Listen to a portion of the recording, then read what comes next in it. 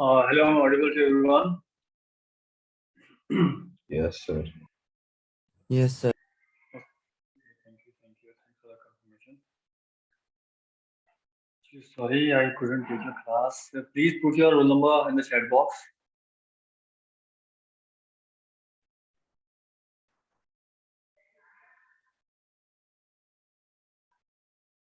I was outside. I was out of town basically, so we were not able to take classes for last 2 days, 3 days.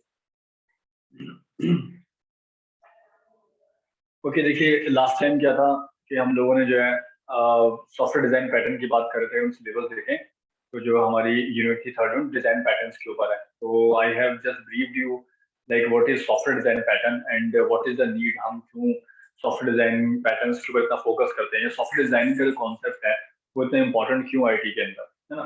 तो we have seen multiple people who are involved in designing part, like I have given you example that there are many people who took this responsibility. I have told you the hierarchy of company like this: CEO, CTO, manager, architect, designer, DA, DBA, है ना, सब लोगों ने आपको बताए थे। तो हर बंदा अपने एक स्पेसिफिक जॉब को परफॉर्म कर रहा है, चाहे वो कोडर जो है वो कोड कर रहे हैं, डिजाइनर डिजाइन कर रहे हैं, ठीक है। आर्किटेक्ट जो है वो बहुत इंपॉर्टेंट पोस्ट होती है, मैंने आपको लास्ट टाइम भी बताया था कि आर्किटेक्चर जो है किसी भी प्रोजेक्ट का, किसी भी फ्रेमवर्क का सबसे इंपॉर्टेंट एंटिटी होती है। अगर आपका आर्किटेक्चर ही ठीक नहीं है तो आपको आगे जाके बहुत सारे प्रॉब्लम्स होने वाली हैं, या फिर आप कह सकते हैं कि प्रॉब्लम ये नहीं है कि आपको टास्क को दोबारा करना पड़ेगा, प्रॉब्लम ये कि उस टास्क के अंदर जो कॉस्ट आएगी, जो पैसा इन्वॉल्व होगा, वो सबसे ज्यादा दिक्कत करता है। एग्जाम्पल लेते हैं, आपका घर आप बना रहे हैं, उसके अंदर आपने एक सपोज करो वॉल बनाई, एक रूम बनाया और रूम जो है वो सही नहीं बना, आड़ा तिरछा बन गया, तो आपको क्या, आपसे रखेंगे नहीं, आप क्या करेंगे, बोलेंगे नहीं इसको सही करना है, उसको तोड़ेंगे दोबारा से बनाएंगे, तोड़ेंगे दोबारा से बनाएंगे, इसके अंदर फिर से मटेरियल भी यूज होगा, लेबर का पैसा भी जाएगा, बहुत सारी चीजें। कुल मिला के कॉस्ट जो है वो बहुत इंपॉर्टेंट फैक्टर होता है। तो आईटी कंपनी जब भी कोई प्रोजेक्ट पकड़ती है तो उनका विजन बहुत क्लियर होता है कि साहब हमको इतना पैसा कमाना है, इतना लगाना है और इतना प्रॉफिट हमें चाहिए। अब अगर वो उस डायरेक्शन से हटती है या उनका जो एनालिसिस है अगर वो रॉन्ग हो जाता है तो उनकी प्रॉफिटेबिलिटी कम हो जाती है, जिसकी वजह से वो उसे लॉस मानते हैं। वो अब भी देखिए प्रॉफिट आपका सपोज करो 100 रुपीज का होना था, 80 का हुआ, तो आप अभी भी प्रॉफिट में हैं, आपने 80 रुपीज कमाए, लेकिन आपने प्रोजेक्टेड 100 रुपीज जो थे उसमें से 20 रुपीज कम कमाए। तो इसलिए आईटी कंपनी आपसे कहती है साहब हमें 20 रुपीज का लॉस हो गया। लॉस नहीं होता है, प्रॉफिट ही होता है 80 रुपीज का, लेकिन 20 रुपीज का वो लॉस हो गया जो कि उन्हें एक्सपेक्टेड लॉस प्रॉफिट था उनका, ठीक है। तो that was a thing like artificial importance last में डिस्कस किया था, रिक्वायरमेंट फ्रीज करते हैं, क्या क्या गोल्स हमारे हैं, क्या रोल है किसका, ठीक है। तो that we have discussed in the last class, but the thing is now there are multiple categories in the design pattern, like you will study first of all is the creational pattern, जिसके अंदर में आपका factory pattern आता है, abstract factory pattern आता है, singleton pattern आता है, ठीक है। देन आपका स्ट्रक्चरल पैटर्न आता है, इसके अंदर 3 पैटर्न आते हैं, फिर आपका आइटरेटिव पैटर्न आता है। तो इस तरीके से हमारे पास ना 3 कैटेगरी को हमें पढ़ना है। तो first of all you going to study about the creational pattern. जो क्रिएशनल पैटर्न है उसके अंदर में जो 3 मेथड है, first one is abstract factory method, second one is factory method, third is singleton method. तो हमें ये इन मेथड्स को हमें स्टडी करना है। तो first of all I have taken singleton method, उसकी एक अपनी वजह है उसको चूज करने की कि सिंगलटन मेथड ही क्यों ऑप्ट किया। सिंगलटन मेथड जो है वो आपका जो है बहुत सिंपल है, it's easy to use in implementation part basically. थोड़ा सेकेंड,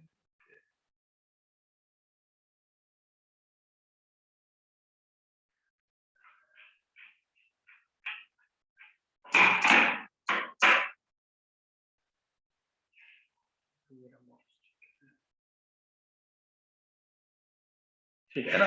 तो सिंगलटन पैटर्न जो है वो सबसे पहले मैंने आपको बताया जैसे क्रिएशनल पैटर्न के अंडर में आता है, it comes under the creational pattern design pattern basically, and it is सबसे बेसिक पार्ट है। बेसिक क्यों है, क्योंकि it is very simple. So you can see here it is most simple design pattern. इससे ज़्यादा सिंपल आपको design pattern मिलेगा नहीं। Like you have to code in the minimum amount, बहुत सबसे कम अमाउंट में आपको कोड लिखना पड़ता है। But the thing is every design pattern has its own utility. तो हम जब भी कोई डिजाइन पैटर्न चूज कर रहे हैं तो हम ये देखते हैं कि उसका जो एप्लीकेशन है, जो उसको यूज करने का तरीका है, क्या वो हमारी रिक्वायरमेंट में फिट हो रहा है नहीं हो रहा। अगर मुझे जरूरत है स्ट्रक्चरल पैटर्न की और मैं यूज कर लूँ आपका क्रिएशन पैटर्न, तो मेरा काम नहीं होगा और आगे जाके मेरी एप्लीकेशन कॉम्प्लेक्स हो जाएगी, मुझे फिर से काम करना पड़ेगा। तो सबसे पहला आपका काम होता है नीड को आइडेंटिफाई करना। नीड इन द सेंस कि व्हाट यू रियली नीड, आपको जो डिजाइनिंग करनी है, जो कोड लिखना है, जो सॉफ्टवेयर बनाना है, उसकी क्या रिक्वायरमेंट है। ठीक है, सिंगल पैटर्न की अपनी एक जो यूएसपी है, ठीक है, जो उसका जो सबसे उसकी इंपॉर्टेंट प्रॉपर्टी है वो ये है कि सिंगल पैटर्न जो है वो आपकी क्लासेस को, जो भी आप जावा में क्लास बना रहे हो, सी प्लस प्लस में कहीं भी क्लास बना रहे हो आप किसी भी लैंग्वेज के अंदर, तो उस क्लास को रिस्ट्रिक्ट कर देता है। यानी कि इट इज क्रिएटिंग इम्पोजमेंट, एक इम्पोजमेंट हो रहा है बेसिकली किस चीज के ऊपर, कि उस क्लास के एक से ज्यादा ऑब्जेक्ट ना बन पाए। ठीक है, please read down this line again, like singleton pattern is a design pattern which restrict a class to instantiate its multiple objects। आपको मल्टीपल इंस्टेंसेस क्रिएट नहीं करते, यानी मल्टीपल ऑब्जेक्ट्स क्रिएट नहीं करने क्लास के, हम चाहते ही नहीं। अक्सर आपने जब तक हम लास्ट टॉपिक पढ़े हैं तो वहां पे आपने देखा था, हमने क्लास बना रहे हैं, उसको हमने पहले एक ऑब्जेक्ट A1 बना दिया, फिर उसको ऑब्जेक्ट A2 बना दिया, फिर उसको ऑब्जेक्ट A3 बना दिया, और हम किसी भी ऑब्जेक्ट के थ्रू उसका कोई भी जो पब्लिक फंक्शन है, मेंबर फंक्शन है, उसको एक्सेस कर सकते हैं, कोई वेरिएबल है उसको एक्सेस कर सकते हैं। तो देयर वाज अ लिबर्टी। अभी तक हमने कोई ऐसा एग्जांपल नहीं लिया जहाँ पे हमने, हमें ऐसी जरूरत पड़ी हो, हमने ये कहा हो कि नहीं साहब एक ही ऑब्जेक्ट बनना है, एक से ज्यादा ऑब्जेक्ट नहीं बनना हमारा, हमें ऐसी भी नीड ही नहीं आई। अभी तक हमने बहुत फ्रीली मोड के अंदर क्लासेस का जो कॉन्सेप्ट देखा है वो देखा कि हम एक से ज्यादा ऑब्जेक्ट क्रिएट कर सकते हैं, ये आपके पास लिबर्टी है। लेकिन एक पर्टिकुलर यूज केस के पॉइंट ऑफ व्यू से आप जो है उसको नहीं चाहते, ये एक डिफरेंट रिक्वायरमेंट, ये आपकी रिक्वायरमेंट है। ठीक है, तो आपको अलाउ तो कर रही है जावा कि नहीं आप एक से ज्यादा ऑब्जेक्ट बनाइए, लेकिन आपकी नीड नहीं है इसलिए आप नहीं बना। ठीक है, तो सिंपली हम ये कह सकते हैं कि अगर एक से ज्यादा ऑब्जेक्ट नहीं बनने, इसका मतलब एक ही बनना है। ठीक है, तो class is defined, basically class is defined in such a way, इस तरीके से हम क्लास को डिफाइन करते हैं कि उसका एक इंस्टेंस जो है क्लास का क्रिएट हो, और पूरे प्रोग्राम में, यानी कि in the complete execution of the program, और यानी जब भी आपका कोई ऑब्जेक्ट, जब भी आपका जो भी आपने क्लास में कोई आपने टास्क चूज किया है और आपको उसे एग्जीक्यूट करना है, तो उस पूरे टास्क को एग्जीक्यूट करने के दौरान, उस पूरे प्रोजेक्ट या प्रोग्राम को एग्जीक्यूट करने के दौरान आपकी क्लास का सिर्फ एक ही ऑब्जेक्ट बनाया जा सके, और उस एक ऑब्जेक्ट या उस एक इंस्टेंस से ही आप उस क्लास के बाकी के सारे फंक्शंस को यूज कर सकते हैं। ये सिंगलटन डिजाइन पैटर्न की एक बेसिकली आप कह सकते हैं कि प्रॉपर्टी। ठीक है, तो सबसे पहला कॉन्सेप्ट ये हो गया कि हम एक से ज्यादा ऑब्जेक्ट नहीं बना सकते। दूसरा कॉन्सेप्ट ये कि हम जब एक से ज्यादा नहीं बना सकते, इसका मतलब एक ही बना सकते हैं, तो यानी कि हम एक ही ऑब्जेक्ट बनाएंगे और उसी से सारे काम करेंगे। ठीक है, अब ऐसा हो क्यों रहा है, like what is the benefit of doing such things. तो देखिए, it is used where only a single instance of class is required. Instance के लिए इसको don't get confuse please, somewhere on the net or books it would be written down as instance, or it would be written down as you can say object। ठीक है, कई जगह आपको object मिला, कई जगह आपको instance मिलेगा। ठीक है, तो हम सिंगलटन क्लासेस के अंदर कोई भी एक ऑब्जेक्ट क्रिएट करते हैं और उसको यूज करते हैं। अब थोड़ा इसका डायग्राम देखते हैं, फिर मैं आपको बताऊं कैसे यूज कर पाएंगे इसको, like how we can use it, that is another thing. Suppose करो हमारे पास एक एप्लीकेशन है, this is an application. Actually, today I'm not using my own pen tab. It is someone else. तो मेरा हाथ नहीं बैठा हुआ इस पे, that is थोड़ा सा और राइटिंग आएगी। ठीक है, तो देखो सपोज करो हमारे पास क्लास ए है, हमारे पास क्लास बी है, वो क्लास सी है। ये क्लाइंट, सॉरी क्लास कर रहा हूँ, सॉरी क्लाइंट्स है। क्लाइंट्स मतलब अलग अलग रिक्वेस्ट जो अलग अलग लोकेशन से आ रही है, अलग अलग सिस्टम से आ रही है, उनको हमने क्लाइंट कह दिया। ये हो सकता है ये क्लाइंट कोई सिस्टम ना होके कोई दूसरे मॉड्यूल्स भी हो सकते हैं। ये कोई मॉड्यूल 1 है, ठीक है, ये कोई मॉड्यूल 2 है, ये कोई मॉड्यूल 3 है। तो मॉड्यूल जो है वो आपस में डेटा शेयरिंग करते हैं, और तब एक सॉफ्टवेयर काम भी करता है। दिस कुड बी मॉड्यूल्स और this could be considered as clients. तीन हमारे पास हो गए। अब ये सबके सब बंदे जो है ना, किसी एक पर्टिकुलर क्लास या प्रोग्राम के डेटा वेरिएबल्स, मेंबर वेरिएबल्स को या फिर फंक्शंस को यूज करना चाहते हैं। अगर ये यूज करना चाहते हैं तो कैसे यूज करना है, अल्टीमेटली उसका सिंपल सा तरीका होता है कि इस क्लास के फंक्शंस को अपने ऑब्जेक्ट बना के कॉल कर सकते हैं, जिसे हम नॉर्मल मेथड यूज करते हैं। बट क्योंकि हम सिंगलटन क्लास की बात कर रहे हैं तो ये मुमकिन नहीं है, this is not possible. No external entities or no multiple external entities can use this class simultaneously, एक साथ इस क्लास के ऑब्जेक्ट्स को या फंक्शंस को यूज नहीं कर पाएंगे, ठीक है। तो ये पॉसिबल नहीं है। तो सिंगलटन क्लास है, इसके अंदर एक स्टैटिक ऑब्जेक्ट होता है, इसके अंदर एक प्राइवेट कंस्ट्रक्टर होता है, और इसके अंदर एक स्टैटिक मेथड होता है। स्टैटिक कीवर्ड लग गया तो आप समझ गए, स्टैटिक कीवर्ड का मैंने आपको बताया था कि अगर हम किसी भी चीज के आगे स्टैटिक कीवर्ड लगा देते हैं तो फिर कोई भी आउटसाइड क्लास है, कोई थर्ड पार्टी या सेकंड सेकंड क्लास जो है मेन क्लास के, सब क्लास जो है मेन क्लास के ऑब्जेक्ट को कॉल नहीं कर सकती directly. This is the property, ठीक है। So this is the way how we are demonstrating what is the importance of singleton class. Now we will see how to implement it. तो implement करने का तरीका क्या है? अगर आपको किसी क्लास को singleton class बनाना है तो आप उसे बनाएंगे कैसे? तो उस क्लास को singleton class बनाने के लिए हमारे पास दो तरीके हैं, ठीक है। हमारे पास दो तरीके हैं। पहला ये है कि देखिए सबसे पहली प्रॉपर्टी क्या है कि it should have only one instance, जो मैं आपको पहले बता चुका हूँ कि किसी भी क्लास का एक ही ऑब्जेक्ट या एक ही इंस्टेंस बनाएगा। अब आप करेंगे कैसे? How it would be done? This is done by providing an instance of the class from within the class. आप कोई भी एक इंस्टेंस जो है क्रिएट करके दीजिए, क्लास के अंदर से बनाइए, ठीक है। आउटर क्लासेस सब क्लास जो है ना उनको आप रोक दीजिए कि वो किसी भी क्लास का ऑब्जेक्ट ना क्रिएट कर पाए, ठीक है। किसी भी क्लास का ऑब्जेक्ट क्रिएट, उस क्लास का ऑब्जेक्ट कोई बाहर की क्लास में क्रिएट कर पाए। अब होगा कैसे? इसका सबसे अच्छा तरीका होता है कि आप अपनी क्लास का जो कंस्ट्रक्टर बना रहे हैं उस कंस्ट्रक्टर को प्राइवेट डिक्लेयर कर। हमने पढ़ा था हमारे पास चार एक्सेस स्पेसिफायर होता है, पब्लिक होता है, प्राइवेट होता है, प्रोटेक्टेड होता है, ठीक है, और डिफॉल्ट। हमने फोर हमने क्या पढ़े थे? एक्सेस स्पेसिफायर पढ़े थे, जिनसे आप किसी भी आउटसाइड क्लास या फंक्शंस को एक एक्सेस देते हैं कि वो आपकी क्लास के वेरिएबल्स को या फंक्शंस को कैसे यूज कर पाते हैं, है ना। हमने पढ़ा था सबसे पहले हमारा पब्लिक होता है जिसकी एक्सेसिबिलिटी किसी भी जगह पे है, दूसरा हमारा प्राइवेट होता है, ठीक है, तीसरा हमारा प्रोटेक्टेड होता है,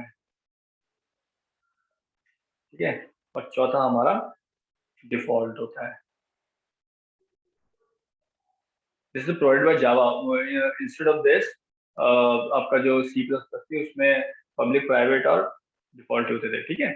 तो इस तरीके से आप क्या कर सकते हैं कि आप अपने कंस्ट्रक्टर को प्राइवेट बना दीजिए तो कोई भी उसका अपडेट क्रिएट नहीं कर पाए, ठीक है। एक तरीका ये होता है। दूसरा आपका ये दूसरी कंडीशन क्या है आपकी? दूसरी ये कि आपका जो भी ऑब्जेक्ट इंस्टेंस है आप उसको ग्लोबली एक्सेसिबल बनाइए। अब आपका इंस्टेंस तो एक है, मतलब ऑब्जेक्ट तो आपका एक ही बना है क्लास का, लेकिन वो एक ऑब्जेक्ट जो है वो ग्लोबल होना चाहिए, यानी कि कोई भी बंदा उसे यूज कर पाए। ऐसा नहीं कोई यूज ना कर पाए, लेकिन कर एक ही को पाए। एक से ज्यादा ऑब्जेक्ट क्रिएट करके यूज नहीं करवाना है, सिर्फ एक ही ऑब्जेक्ट क्रिएट करके यूज करवाना है। ये हमारा सबसे बेसिक ऑब्जेक्टिव है, ठीक है। तो देखिए इसका सबसे अच्छा तरीका ये होता है ना कि आप ना अपने जो भी आपका जो भी एक्सेस, जो भी आपका इंस्टेंस है उस इंस्टेंस को पब्लिक डिक्लेयर कर दीजिए। कोई भी सबसे इजी तरीका यही है कि आपका ऑब्जेक्ट या आपका कोई फंक्शन या कोई वेरिएबल अगर आप डिक्लेयर करें क्लास के अंदर, आप चाहते हैं कि बाहर की क्लासेस भी उसे यूज कर पाए, तो आप उसको पब्लिकली डिक्लेयर कर दीजिए। प्राइवेट होगा, प्रोटेक्टेड होगा, डिफॉल्ट होगा, तो उसे क्लास के मेंबर एक्सेस कर पाएंगे विद लिमिटेड एक्सेस रिस्ट्रिक्शन के साथ। लेकिन पब्लिक होगा उसे कोई भी यूज कर। तो पहला ये है कि आपको एक ही इंस्टेंस क्रिएट करना है। You have to create only one instance at a time, like, ठीक है, like we have studied earlier. Second thing is कि whatever you are going to, जो भी आपको एक्सेस करवाना है अपने ऑब्जेक्ट के थ्रू, जो एक्सेस करवाना है उस चीज को आप ग्लोबली एक्सेसिबल बना दें, उसको अवेलेबल करवा दें, ठीक है। तो छोटा जावा कोड है, देखिए यहाँ पे कि सिंगलटन क्लास हमने बनाई, सिंगलटन के नाम से हमने क्लास बना दी, ठीक है। हमने वहाँ पे जो है देखिए स्टैटिक कीवर्ड की यूज किया मैंने, यहाँ पे एक ऑब्जेक्ट क्रिएट कर लिया, ठीक है। उसके बाद देखिए गेट इंस्टेंस का जो मेथड होता है ना वो यूज किया जाता है एक सिंगल ऑब्जेक्ट, जो भी आपका ऑब्जेक्ट क्रिएट कर रहे हैं सिंगलटन के डिजाइन के थ्रू उसको क्रिएट करने के लिए, ठीक है। यहाँ पे प्राइवेट सिंगलटन लिखा और बंद कर दिया। ये एक मेरा डिफॉल्ट कंस्ट्रक्टर बना दिया मैं, ठीक है। एंड इसका जो एक्सेस स्पेसिफायर है उसको हमने प्राइवेट बना दिया, दिस वन। मैंने आपको ऊपर देखिए, ऊपर आप जाएंगे तो लिखा हुआ था, ठीक है, क्या आप क्या किए उसके जो भी उसका कंस्ट्रक्टर उसको प्राइवेट बना दीजिए, ठीक है। कंडीशन यहाँ पे आप उसको प्राइवेट बना दीजिए by making the constructor as private, ठीक है। तो ये आपका ये वाला काम हो गया। उसके बाद आपने देखिए यहाँ पे हमारे पास जो जिस भी चीज को आप एक्सेस करवा रहे हैं उसको हम एक मेथड गेट इंस्टेंस मेथड होता है, ये अपनी यूटिलिटी है, इसको यूज किया जाता है। इसके थ्रू हम क्या करते हैं उस ऑब्जेक्ट को एक्सेसिबल करवाते हैं आउटसाइड द क्लास, ये एक तरीका होता है। तो this is the way how we are doing. ये अपडेट रन कर देगा और आप ऑब्जेक्ट को कोई भी यूज कर सकता है। This was the basic implementation, एक सूडो कोड दिखाया मैंने आपको, कंप्लीट कोड नहीं। ठीक है, अब देखिए क्वेश्चन ये है कि आपका जो भी ऑब्जेक्ट क्रिएट हो रहा है या जो भी सपोज करो आप यूटिलिटी यूज कर रहे हो, ये सिंगलटन पैटर्न जो आप यूज कर रहे हो, क्लासेस बना रहे हो, तो इसका यूज है कहाँ? हम कहीं ना कहीं तो यूज होगा, तभी तो जावा ने फैसिलिटी प्रोवाइड की है। कि किसने किसने कंप्लेंट करी होगी कि साहब मुझे तो ऐसा एक सिनेरियो आ रहा है और ये यूज नहीं हो पा रहा, कैसे यूज करूँ बता दीजिए आप, कैसे इसको एक्सेस किया जाए। तो भी आइए, please hold a second please.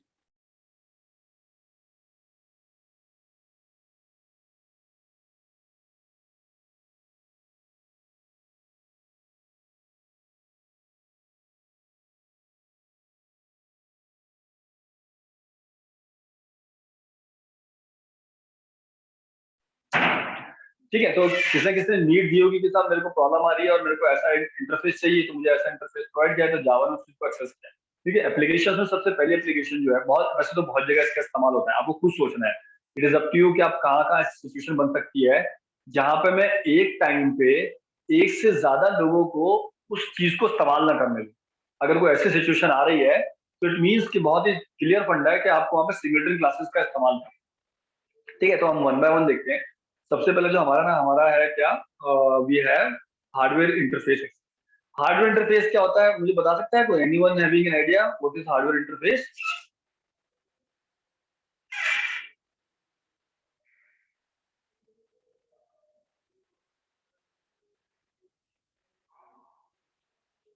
Anyone having an idea कि हम हार्डवेयर इंटरफेस एक्सेस किसे कहते हैं from the class? Sham, Rishabh, Tanuj, anyone?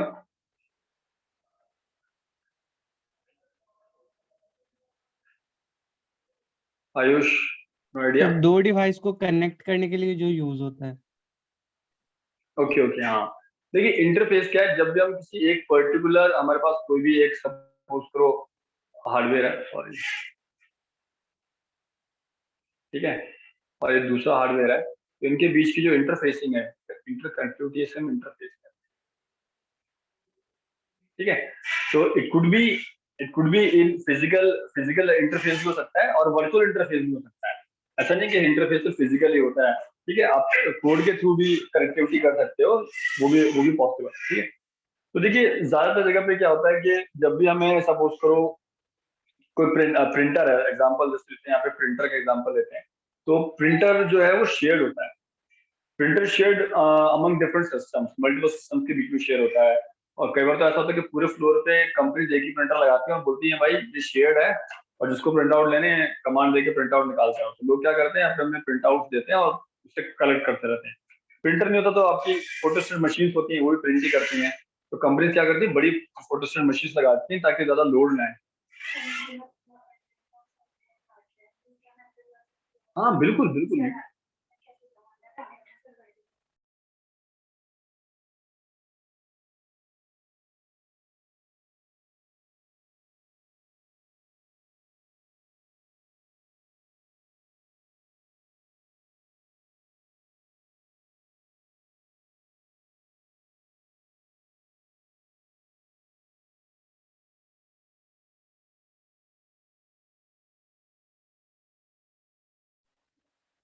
ठीक है, तो आपका जो प्रिंटर जो होता है, तो जब शेड होता है तो एक्चुअली में क्या होता है, क्यू बनती है उसके अंदर, एक क्यू बनती है।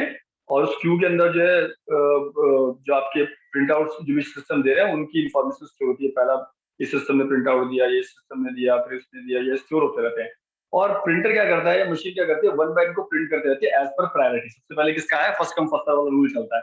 जिसका सबसे पहले प्रिंट आउट की डिमांड है उसको पहले प्रिंट आउट दे दिया। उसको हम बोलते हैं स्पूलर सर्विसेज। ये उस क्यू को आप जो है, ये स्पूलिंग कहते हैं उस कॉन्सेप्ट को। और ये जो सर्विस चलती है आपके सिस्टम के अंदर उसको बोलते हैं स्पूलर सर्विसेज, है ना। तो यहाँ पे प्रिंटर एक ही है, देखो एक टाइम पे एक ही प्रिंट आउट निकाल सकता है। कनेक्शन उसका सबके साथ है, but it can be use once. तो इन दैट पर्टिकुलर केस हम एक टाइम पे एक ही सिस्टम का जो रिक्वेस्ट है वो एक्सेप्ट की जाती है, उसकी कनेक्टिविटी होती है, और जो भी उसका डॉक्यूमेंट है वो प्रिंट होके जो शेयर हुआ था वो प्रिंट होके फिनिश कर जाता है, फिर दूसरी रिक्वेस्ट पे जाया जाता है। इससे एक बेनिफिट ये होता है कि आप जो है डेडलॉक की कंडीशन से बच जाते हो, है ना। आप जो है मल्टीपल कंकरेंट एक्सेस जो है कि एक से ज्यादा एक टाइम पे आपके पास एक्सेस आ गए, अब आप कंफ्यूज हो कि किसको पहले सर्व करें किसको बाद में सर्व करें, ठीक है, या फिर आपको लगता है कि रिसोर्स ज्यादा आपके खर्च हो जाएंगे, तो ऐसी जगहों पे यूज होता है। इसका एक और मैं आपको अच्छा एग्जांपल बताता हूँ। कभी जो आपने कभी डेटा सिग्नेचर परचेज किए हैं किसी ने? लाइक मार्केट के अंदर क्या होता है, एक यूएसबी आती है, जो आप एक डिजिटल सिग्नेचर परचेज कीजिए, आपको 2 से 2,500 रुपए में मिल जाते हैं, ये और आपके यूनिक होते हैं। उसकी सबसे अच्छी बात क्या होती है, जैसे आप हर डॉक्यूमेंट पे चेक पे साइन करते हैं, इसी तरीके से आपके डेटा सिग्नेचर सॉफ्ट कॉपी के ऊपर अटैच होकर जाते हैं। तो that data signature is unique, that is issued to you by government और the companies ultimately, and you can buy it. पहले तो बहुत महंगा आया करते थे, बट अभी मेरे को लगता है 1,500 से 2,000 रुपए के बीच में आता है। और वो एक पेन ड्राइव होती है बेसिकली। डेटा सिग्नेचर क्या होता है, पेन ड्राइव होती है। जब भी आपको कोई डॉक्यूमेंट प्रिंट अटैच करना है या सिग्नेचर करना है आपको, या आप चाहते हो ये बताना कि भाई डॉक्यूमेंट मेरा ही है किसी और का नहीं है, तो आपको यूएसबी के अंदर वो पेन ड्राइव लगानी होती है अपनी, और आप वो काम कीजिए और आपका डेटा सिग्नेचर ऑटोमेटिकली अटैच हो जाएगा। तो सबसे अच्छा एग्जाम्पल है, जैसे जब भी आईटीआर भरते हैं, जब आप इनकम करेंगे तो आप आईटीआर भरेंगे। आईटीआर जो है वो मतलब हर किसी को भरना होता है, ठीक है। तो आईटीआर में हमें अपने सिग्नेचर करके जो है वो डॉक्यूमेंट भेजना होता है। आईटीआर का डॉक्यूमेंट जो था हमें सिग्नेचर करके भेजना होता है। अब एक तरीका तो है कि पहले मैं उसका प्रिंट आउट निकालूं, फिर उसका उस पर साइन करूं और फिर भेजूं। ये कॉम्प्लेक्स एक्टिविटी है बहुत ज्यादा। मैं ऐसा क्यों करूं अल्टीमेटली, है ना। तो ऐसा ना करके हम क्या करते हैं कि जो भी हमारा आईटीआर होता है उस आईटीआर पे हम अपने डिजिटल सिग्नेचर अटैच करके भेज देते हैं और इस सेंड कर देते हैं इनकम टैक्स के ऑफिस को, आईटीओ को। इनकम टैक्स ऑफिस को हम क्या करते हैं, सेंड कर देते हैं। इनकम टैक्स मानता है कि ठीक है साहब, ये डॉक्यूमेंट जेन्युइन है और इस बंदे की तरफ से आया जिसपे आईटीआर फिल हो रहा है। तो this is the method, but how you are going to attach it. तो ये आपका एक टाइम पे कोई भी एक प्रोग्राम ही डिजिटल सिग्नेचर को यूज कर सकता है। तो this is basically a best example of singleton classes, कि कैसे आप जो है सिंगलटन क्लासेस का इस्तेमाल करें, ठीक है। तो it is also an application of singleton classes. On the other hand we have loggers. जब भी कोई लॉग क्रिएट किया जाता है, आप एक सर्वर पे हो, मल्टीपल लोग आपको एक्सेस कर रहे हैं, आपके सॉफ्टवेयर को एक्सेस कर रहे हैं, तो सर्वर सारे क्लाइंट्स को अलाउ करता है कि ठीक है भाई, come and use the services. अब सब वाले कौन सिस्टम आया, कौन सा आईपी एड्रेस से आया, उसने क्या काम किया, कितनी देर उसने सर्वर से कनेक्टिविटी मेंटेन करके रखी, क्या उसके यूजरनेम था, क्या पासवर्ड था, ये सब चीजें बैकग्राउंड के अंदर एक नोटपैड की फाइल में जो है एज अ लॉग बनती रहती है। इसको हम बोलते हैं लॉग क्रिएट होना। लॉग का मतलब रिकॉर्ड। जब भी सिस्टम फेल होता है, कोई प्रॉब्लम होती है, ठीक है, या फिर रिकवरी करनी होती है, तो हम इस लॉग को कंसिडर करते हैं। हम ये तक जानने की कोशिश करते हैं हुआ क्या था, सिस्टम बैठ क्यों गया, ऐसा क्या काम हुआ था, कौन से सॉफ्टवेयर चल रहे थे, यूजर ने क्या डिमांड कर रही थी जिससे सिस्टम डाउन हो गया। तो आप सबसे पहले लॉग चेक करते हैं। लॉग से पता चलता है प्रॉब्लम क्या थी, है ना। तो लॉग जब आप लिख रहे हैं तो आप एक से ज्यादा एप्लीकेशंस को ये परमिशन नहीं दे सकते कि सब के सब एक साथ नोट पैड पे अपना लॉग क्रिएट कर दें। नहीं, ऐसे केस में एक एप्लीकेशन आई, उसने काम किया, उसने एक्सेस मांगी, उसने कुछ चीज क्रिएट करी, उसने कुछ टाइम यूज किया, उसका रिकॉर्ड स्टोर किया। फिर दूसरी एप्लीकेशन आई, उसका लॉग मेंटेन हुआ। थर्ड एप्लीकेशन आई, उसका लॉग मेंटेन हुआ। तो इस तरीके से लॉग फाइल जो है वो सारे एप्लीकेशंस या हर चीज का रिकॉर्ड अपने पास वन बाय वन रखती है। तो अगर लॉग फाइल में एक से ज्यादा एंट्री एक ही टाइम पे होंगी तो मैशअप हो सकता है, ठीक है। तो उसे मैशअप को नहीं करना है, तो इट इज बेटर कि आप एक टाइम पे उस लॉग फाइल को किसी एक ही एप्लीकेशन या फिर किसी एक ही सॉफ्टवेयर को एक्सेस करने की परमिशन दीजिए, उससे ज्यादा मत दीजिए। तो आपका जो लॉग मेंटेन हो रहा है वो प्रॉपरली मेंटेन होगा और टाइम वाइज मेंटेन होगा। जितने भी लॉग फाइल्स बनती हैं तो उनके लिए जो क्लासेस लिखी जाती हैं वो सिंगलटन क्लासेस लिखी, ठीक है। Then we have configuration files. Configuration files क्या होती हैं साहब? तो configuration files, anybody can tell me what is configuration file? अभी तो फिर सेमेस्टर में आपने काफी सिस्टम चला लिया तो आपको आइडिया हो गया होगा कॉन्फ़िगरेशन क्या होता है, कैसे कॉन्फ़िगर किया जाता है सिस्टम को, क्या रिक्वायरमेंट होती है। तो any one of you can explain me like what is the configuration file?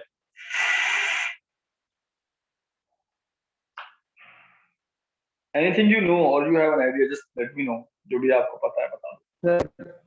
Sir configuration sir port को कॉन्फ़िगर करते हैं सर, जो एप्लीकेशन होते हैं तो सर उनका डेटा रखते हैं sir application okay sorry okay, settings great. होती है कॉन्फ़िगरेशन फाइल में। सेटिंग्स होती है Mehul, thank you. Okay, anyone else और शुड आई कंटिन्यू?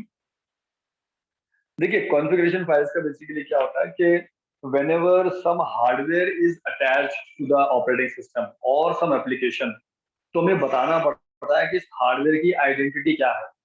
ठीक है, जैसे आप देखते हैं ना कि कोई भी एक आपका कोई प्रोमाइसिस है और एक आउटसाइड बंदा आता है गाड़ी लेके, तो उसको गेट पे रोका जाता है और एक बंदा चौकीदार क्या करता है, लॉग इन, अच्छा आपका गाड़ी नंबर क्या है, आप कहाँ से आए हो, किस लिए आए हो, किससे मिलना है, सब चीजें मेंटेन करता है ना।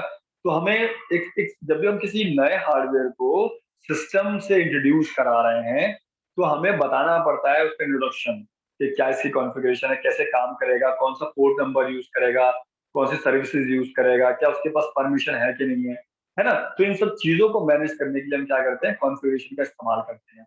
ठीक है, कॉन्फ़िगरेशन फाइल्स जो है बेसिकली ड्राइवर इंस्टॉलेशन को भी आप कॉन्फ़िगरेशन फाइल, आप देखते हो विंडोज यूज करते हैं, आप लिनक्स तो आप में से कम लोग यूज करते होंगे, विंडोज ज्यादा जो यूज करते हैं, तो हर ऑलमोस्ट हर नए हार्डवेयर के साथ ना आज के टाइम पे कुछ ना कुछ ड्राइवर्स आते हैं। पहले जब when I used to study degree at that time USB भी नहीं थी। उस टाइम पे ना यूएसबी का पोर्ट नहीं आया करता था, मैं बात कर रहा हूँ 2002 की, 2002 में यूएसबी पोर्ट नहीं आया करता था, तब बीजीए पोर्ट आया करते थे और पोर्ट्स थे। तो हमें क्या करना पड़ता, जब भी हम कोई अगर माउस भी लेके आए ना, तो मैं माउस के ड्राइवर डालने पड़ते हैं, हम प्रिंटर लेके आए प्रिंटर ड्राइवर डालने हैं, हम जो भी, या वेबकैम लेके आए तो वेबकैम का ड्राइवर डालना है। अभी आज के टाइम पे आप वेबकैम लगाते हो सीधा काम करने लगता है, पेंटेम लगाते हो सीधा काम करने लगता है, माउस लगाते हो सीधा काम करने लगता है, वो है ना, उसको बोलते हैं प्लग एंड प्ले। अब जो कॉन्सेप्ट चल रहा है वो प्लग एंड प्ले का चल रहा है, यानी कि उस डिवाइस जो भी आप अटैच करने जा रहे हैं उसके उसकी कॉन्फ़िगरेशन फाइल्स पहले से ही स्टोर है सिस्टम में, ऑलरेडी सेटअप है। अब आप देखिए विंडोज के अंदर जितने भी प्रिंटर, विंडोज कोई भी वर्जन विंडोज का आता है, उससे पहले जितने भी प्रिंटर्स किसी कंपनी ने निकाल चुकी है, वो सबके ड्राइवर सब प्री इंटीग्रेटेड देते हैं। आप प्रिंटर लगाओ और अपना प्रिंट करना शुरू कर दो, बट हमारे टाइम में ऐसे नहीं होता, हमें पूरा प्रिंटर नए सिरे से कॉन्फ़िगर करना होता था, and that was a headache, बहुत प्रॉब्लम थी, बहुत समस्या थी। सिस्टम को सेट करना अपने आप में सरदर्दी हुआ करती है, यार सिस्टम नहीं सेट हो तो अच्छा है भाई, और हम कुछ भी करके सिस्टम को महीनों महीनों चलाया करते हैं, फॉर्मेट करने की बारी ना आए। अगर फॉर्मेट करने की बारी आ गई तो समझो कि हमारा काम,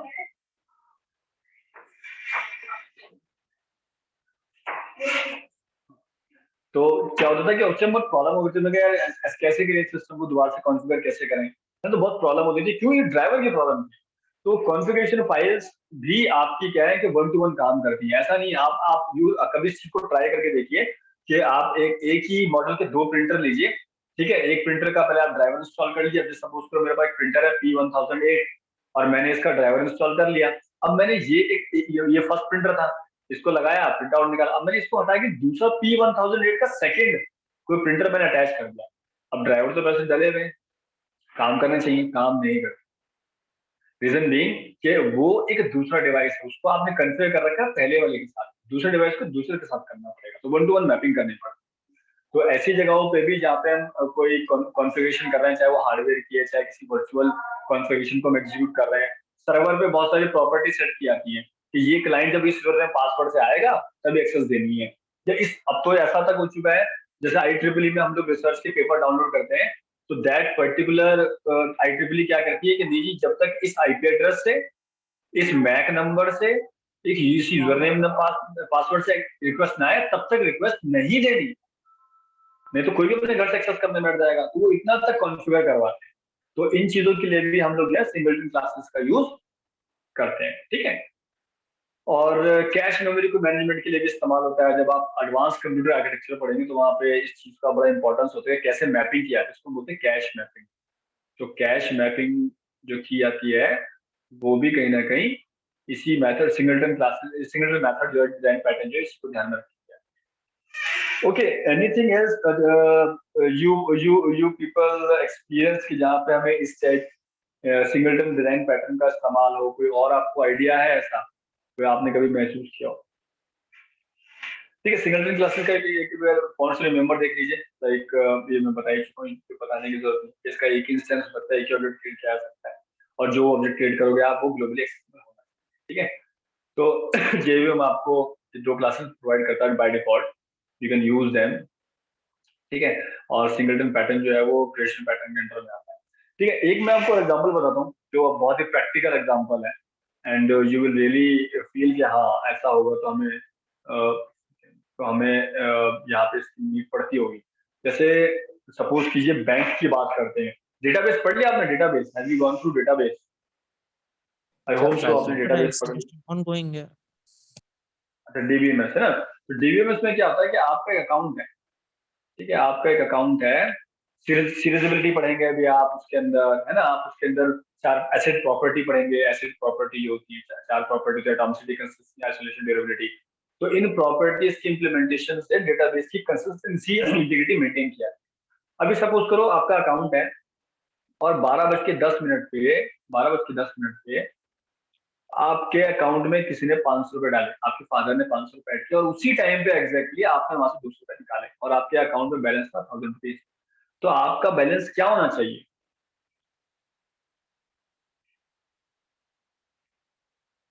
1300. अब देखिए 1300, ओके ग्रेट ग्रेट, है ना, ये अमाउंट असली अमाउंट तो बोलते 1300 ही होना चाहिए ना, बट मैंने कहा टाइम एक ही है बॉस, 12:10, ठीक है, 12:10 पे दोनों दोनों जो ऑपरेशन है वो परफॉर्म हो रहे हैं। तो this is not allowed in database, you can not perform two simultaneous operation at a time. Conditionally कर सकते हैं लेकिन अलाउड नहीं होता है, वो भी किसी सर्कमस्टांस के अंदर अलाउड होता है। तो या तो पहले ये 500 रुपए ऐड होंगे या फिर ये पहले 200 रुपए निकलेंगे, दोनों एक साथ नहीं होंगे। यानी कि ये 500 रुपए की रिक्वेस्ट जो है, जैसे सपोज करो कोई क्लास है, क्लास में सेंस कोई जो एक्सेस करना चाह रहा है आपके अकाउंट को, और ये 200 रुपए निकालने वाले की क्लास बी है, ये 500 रुपए ऐड करवाना चाह रही क्लास से और क्लास बी 200 रुपए निकालना चाह रही है। तो दोनों क्लासेस को एक साथ इस अकाउंट को एक्सेस करने के लिए, इसके बैलेंस को एक्सेस करने के लिए, इसके ऑब्जेक्ट को कॉल करने की परमिशन नहीं दी जा सकती। सबसे पहले या तो क्लास ए को इसका ऑब्जेक्ट एक्सेस करने का मेथड मिलेगा, परमिशन मिलेगी, जो क्या करेगा, इसका ऑब्जेक्ट एक्सेस करेगा, इसका बैलेंस निकालेगा, देखेगा 1000 रुपीज है और इसमें 500 रुपीज ऐड कर देगा, तो ये हो जाएगा 1500। ठीक है, when it is done then thereafter this would be allowed. ठीक है, अब क्लास बी को क्या किया जाएगा, इस अकाउंट नाम की क्लास के ऑब्जेक्ट को एक्सेस करने जाएगा और पूछा जाएगा वो मिनिमम बैलेंस क्या है। तो मिनिमम बैलेंस जो पहले 1000 रुपीज था वो अपडेट हो गया 1500 हो गया। अब इस 1500 के अंदर से देखो 1500, ठीक है, इसके अंदर 200 रुपए निकाल लो, तो ये आपका कितना हो गया, 1300 हो गया।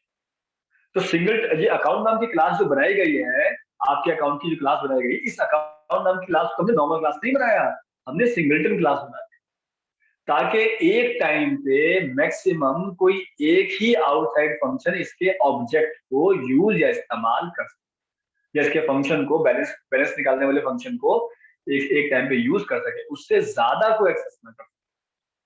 तभी आपका डेटाबेस बरकरार रहेगा। नहीं तो आप यकीन मानिए आपके दो आंसर आएंगे, एक तो आएगा आपका 1500 और एक आपका आएगा 800। ठीक है, 500 जमा हुए तो 1000 प्लस 500, 1000 प्लस 500 1500 हो गया, और उसी टाइम पे अगर 1000 रुपये में 200 रुपए निकाले तो 800 हो गया। क्या किसी अकाउंट के दो बैलेंस हो सकते हैं? Is it possible? कभी ऐसा होगा कि आपको दो एसएमएस आए, हाँ भाई ठीक है, एक अकाउंट तो आपका बैलेंस जो 1000 रुपए, दूसरा बैलेंस आपका 800, जो मानना हो मान लो। ऐसा कभी होता है? ऐसा कभी नहीं होता है।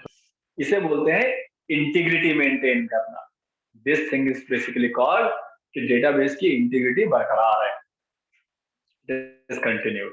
ठीक है, तो जब आप डेटाबेस पढ़ेंगे तो फील करेंगे हाँ कि मतलब किस तरीके से डेटाबेस या डीबीएमएस जो है, जिसे हम डीबीएमएस कहते हैं, जो आपका सबमिट का नाम भी होगा, कैसे दुनिया का पूरा financial system, banking system, transaction सिर्फ इस एक कंसेप्ट पे चल रहे हैं। बड़ी बड़ी कंपनी लाखों करोड़ों अरबों रुपए का टर्नओवर जो है, चाहे वो स्टॉक एक्सचेंज है, कोई बैंकिंग है, कोई कोई जो आपका म्यूचुअल फंड है, what ever is going on the entire world in field of finance, वो सिर्फ एक ही कॉन्सेप्ट टिका पड़ा है, डीबीएमएस। और उस डीबीएमएस को, डीबीएमएस किसकी हेल्प ले रहा है? इन जैसे कॉन्सेप्ट की हेल्प लेता है, सिंगलटन क्लास के डिजाइन पैटर्न्स की। तो इट ऑल डिपेंड। अब देखिए ये डिजाइन, अब यहाँ पे मुझे इस क्लास को ऐसा बनाना था कि मेरे अकाउंट की डिटेल्स एक टाइम पे कोई एक ही बंदा यूज कर सके, इस तरह यूज ना कर सके। तो मेरी जरूरत थी, ये मेरी नीड थी कि मुझे क्लास को सिंगलटन बनाना है। बहुत जगह कुछ और नीड होगी तो आप क्लास को वहां पे वैसा बनाएंगे। ठीक है, इट ऑल डिपेंड। एटीएम में भी आप जाते हैं, देखिए आप एक टाइम पे एक ही ऑब्जेक्ट को चूज कर पाते हैं, मल्टीपल को नहीं कर पाते। ठीक है। तो आई होप कि आपको सिंगलटन क्लास का जो डिजाइन पैटर्न है उसका यूज केस पता चला होगा कि हम कहाँ पे इसे इस्तेमाल करते हैं। Anyone having any this kind of application in your mind, आपको एहसास हो कि ऐसा हमने यहाँ भी यूज हो सकता है सिंगलटन पैटर्न का इस्तेमाल, तो ये भी उसका क्या कहते हैं एग्जाम्पल है। ऐसी कोई यूज केस आपको आपके दिमाग में आ रहा है तो बताएं आप मुझसे शेयर करें। मैंने तो आपको जितने मैक्सिमम बताए तो it is more than sufficient मुझे लगता है, but still let me know. Yes Ankur. Hello. जी Ankur, you are not Audible.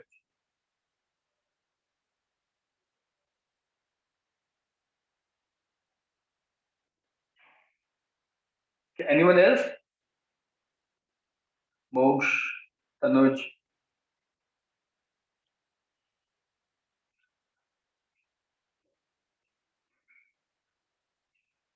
Ayush, is there or not? Like nobody is responding today. Siddharth, किसी को भी ऐसा कोई यूज केस समझ में आ रहा है जहाँ पे आपकी अपनी क्लास को सिंगलटन क्लास बनाएं और आप अपनी क्लास का एक ही ऑब्जेक्ट जो है आउटसाइड द स्कोप एक्सेस करने की परमिशन दे सकते हैं। एक से ज्यादा ऑब्जेक्ट ना बनाना आप चाहते हैं ना आप उसे एक्सेस करवाना चाहते हैं, कोई ऐसा use case? Okay, just figure it out today कि what would be the best use sir cases। Biometric इसमें आ सकता है क्या? देखिए बायोमेट्रिक, समझिए आप बात को, बायोमेट्रिक में जो इनपुट देते हैं ना एक टाइम पे एक ही बंदा अंगूठा अंगूठा लगा सकता है, दो बंदे चाहकर भी ना दो अंगूठे एक साथ इंसर्ट नहीं कर सकते उसके ऊपर। तो वहां पे तो इनपुट देने का मेथड ही एक है, एक टाइम पे एक ही बंदा एक्सेस कर सकता है, एक साथ एक्सेस कर ही नहीं पा रहा है। ये वहां पे एप्लीकेबल है जहां पे एक्सेस एक से ज्यादा आदमी चाह रहा हो लेकिन हम दे सिर्फ एक ही को, ऐसा यूज केस देखें तो biometric is not a suitable example for this particular application.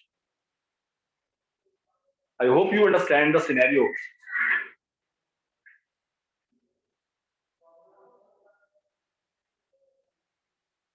जैसे सपोज करिए आप लोगों को जो है कोई सॉल्यूशन दे रहे हैं ऑनलाइन, है ना, तो आपने कंडीशन लगा दी भाई मैं एक टाइम पे एक ही बंदा अपना माइक ऑन करके जो है वो मुझसे, अगर दो बंदे एक साथ मुझसे कुछ पूछना चाह रहे हैं तो ऐसा मुमकिन नहीं है,